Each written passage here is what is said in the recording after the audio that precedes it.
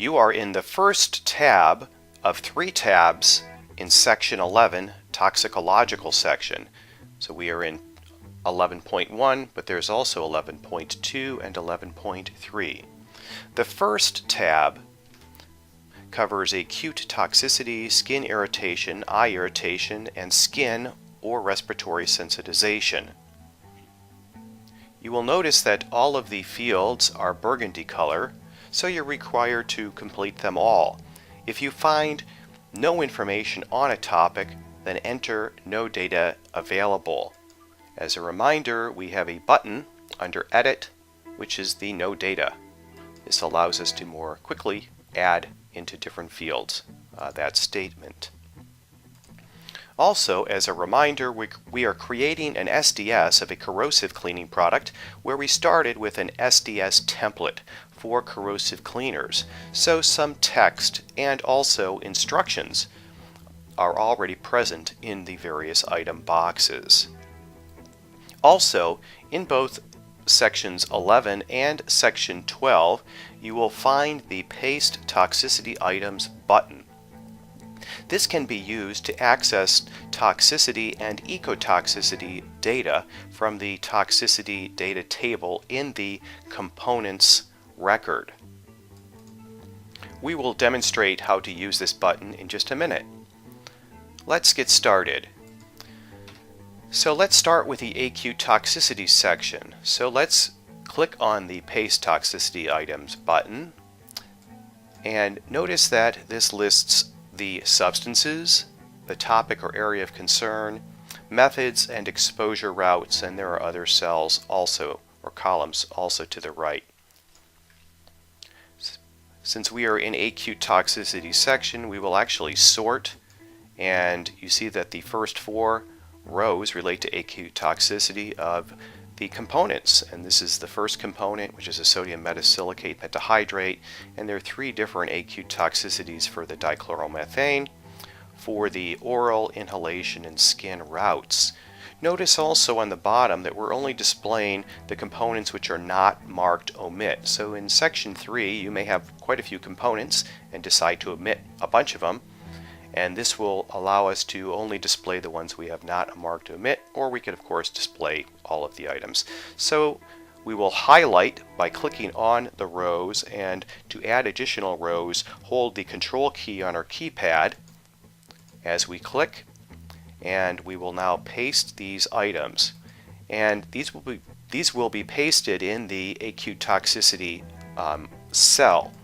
So again, to actually access this more easily, since there's a lot of data, we can click on the magnifying glass, select Zoom English. Let's drag the window up, and now we can see its entirety. And this is where we just pasted these items at the bottom. So we're going to do a little bit of cleanup.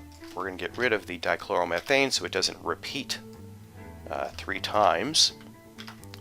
And this again comes from our template, and we have a components colon, so we're going to actually complete this information here. We don't have a lot of information. We know our particular substance was not classified as acutely toxic, but we are going to provide the acute toxicity information of the components on the safety data sheet.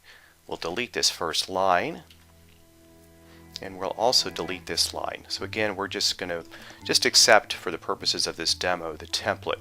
This is all editable information. You can create, of course, your own templates. We'll press OK. So that information has been entered in the acute toxicity box. Let's now refresh our memories or review the Ghs hazards of this product. So again, these were entered earlier. If you haven't seen those videos, I would encourage you to look at the videos on section 3, which are the components, and section 2, which are the hazard classifications. So if we click into a cell and press Control 8 on our keypad, this will open up the hazard window. And again, to access that under Help, there are shortcuts as well, but the Show Hazards and even returning to background is Control 9. So we are looking at a product which is classified as carcinogen 2, eye damage 1, skin corrosivity 1B. So we'll proceed with the skin corrosion, and we'll click into the magnifying glass, zoom English, and again we have text already completed for our product for the class 3, 2, and the 1. And since this is a skin 1B, we'll delete the other text relating to 2 and 3, and we'll keep the text related to 1A, 1B, and 1C. And then similarly moving down to the eye damage, again we're looking at eye damage 1, click into the zoom, and we will keep everything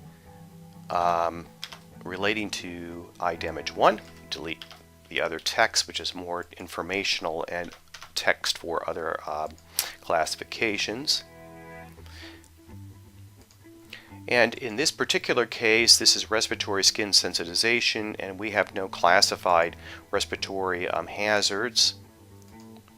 So let's just click into the cell, and we could use the note data, and this will be the current location, and we're just going to replace it. We could also press Control N from our keypad.